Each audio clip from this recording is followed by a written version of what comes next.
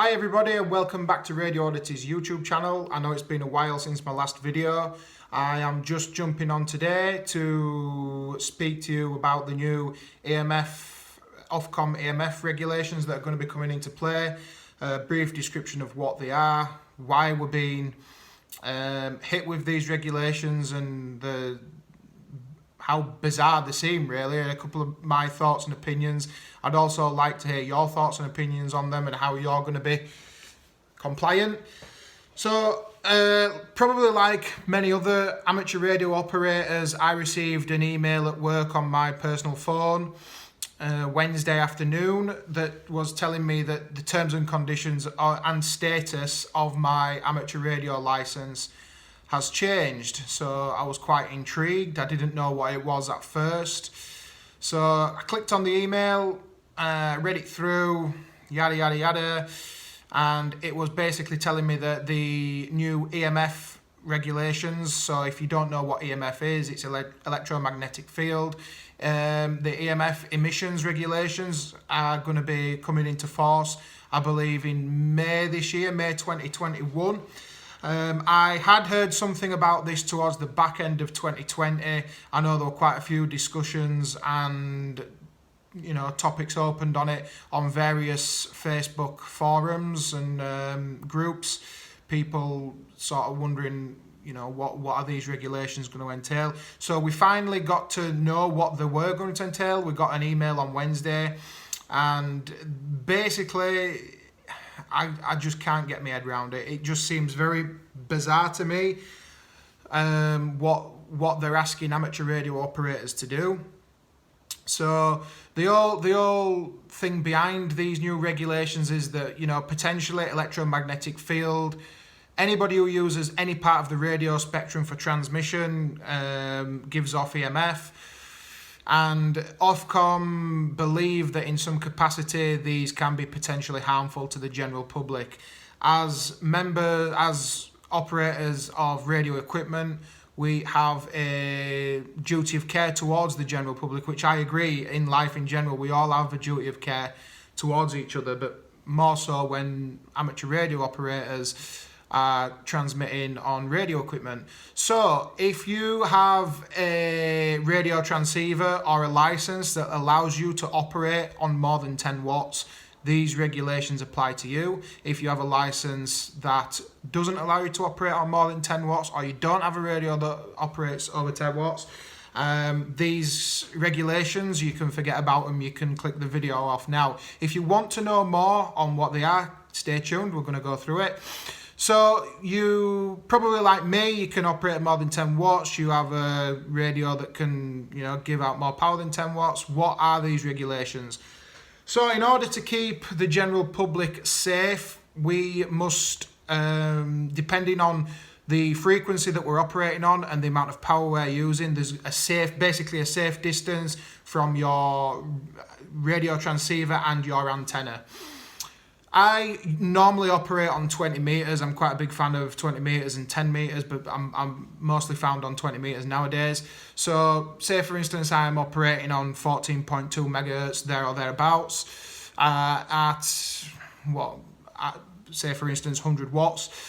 The safe distance between my antenna and transceiver and the general public would be 3.5 meters. There is a handy tool on Ofcom's website. If you go onto Google, type in Ofcom EMF, you can find all this information here.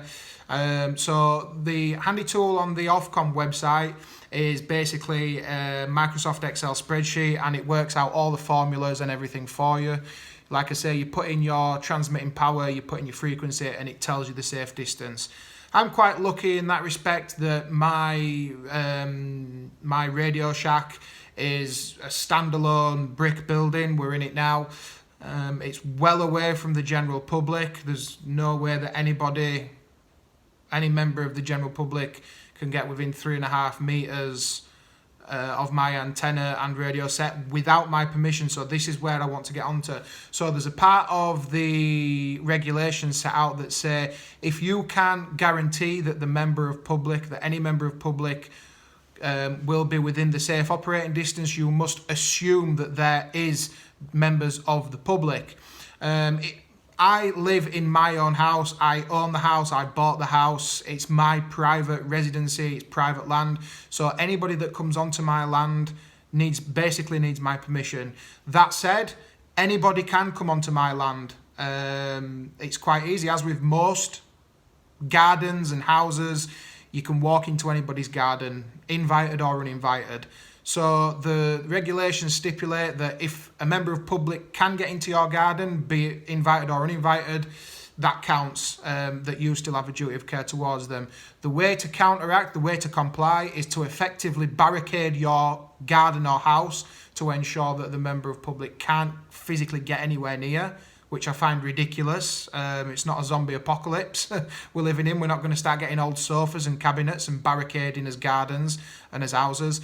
The opposite of that is to erect warning signs, advising of potentially harmful EMF emissions, which just sounds insane. I could imagine what my neighbours would think of me if I was erecting warning signs saying that, you know, there's potentially harmful EMF emissions coming from a tiny little 100-watt radio transceiver. It is honestly bizarre. We're allowed to erect 5G masts in town centres, and they're, you know, no problem with them. They're perfectly safe. But a tiny little radio transceiver that kicks out 100 watts, you know, we're potentially harming members of the public. So, in my opinion, it's health and safety gone mad. Where this has come from, I have no idea. Like I say, I know there were motions put in place the back end of last year. There were a couple of consultancies with the RSGB and other such bodies. I think they're looking at bringing it in May or June of this year, 2021. And all amateur radio operators must be compliant. It is against the law to not be compliant with this piece of legislation. So, if you didn't know, the terms and conditions of your radio license stipulate that at any given time, Ofcom and the police may rock up to your house or place of transmission, invited or uninvited, and can and will access your transmission equipment with or without your permission. They're the terms and conditions of your license. So, what can they do if you're non-compliant with the new EMF emissions regulations? They can, and this is all part of the Ofcom website that you can freely access. And you know, it's not my words. This is Ofcom words. They can confiscate your equipment first and foremost. So basically, take your equipment away if you're not compliant. They can issue you with a fixed penalty notice, and above and beyond that, you can be taken to court and criminal proceedings put against you. So, quite strong words from Ofcom if you're non-compliant with this new piece of legislation, which baffles me really. I know that there's certain operators that abuse the amateur radio bans, numerous pirates, numerous abusive operators, all of which have been reported to Ofcom. People misusing local repeaters, again, all reported to Ofcom, and nothing gets done about it. Nothing at all. Ofcom are not interested. When it's amateur radio operators wanting to clean up the bands and tidy up the bands, it's like Ofcom don't have time. Ofcom now come in with these new rules, and they are enforcing it seemingly with an iron fist. Whether they actually do, I'm not too sure. I would be surprised, because in my opinion, Ofcom, well, they're not very proactive on anything to do with amateur radio at all. So we will see what happens. I believe that you, at some point during this year, when the regulations come in, you will have to in some way prove to Ofcom that you are compliant with these new regulations. Whether that's just a written statement of what you've done to comply with them, I think that was mentioned online. I will put the link in the comments box, so you can have a read. You can, you know, find out how you can become compliant. I'm already compliant. I have no issues whatsoever. You know, just purely because of where I am and where my Radio Shack is. But I'd be interested to know what you guys think of this. you know, by law, we all have to comply with these regulations. I know some people will probably say, you know, not me, I won't be complying with them, which, you know, that's your choice. But I'm really interested in what your opinions are and what you think about these new legislations. Is this Ofcom ruling with an iron fist and bullying amateur radio operators? Time will tell. I don't think it's a foregone conclusion that these legislations are going to come in. If they do, like I say, all the information on how to be compliant is on Ofcom's website. But to me, it is just...